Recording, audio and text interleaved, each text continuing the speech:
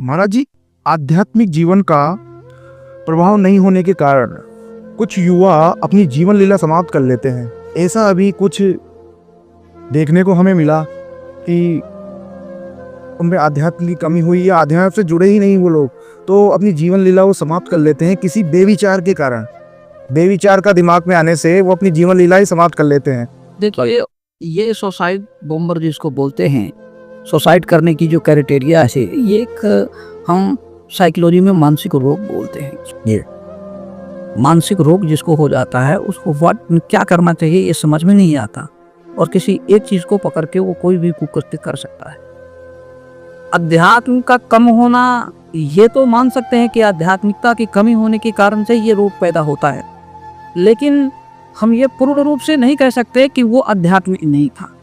किसी का भी प्रेम या आकर्षण है, इसका मतलब उसमें अध्यात्म है और उसकी दिशा भ्रमित है, एक रोग है।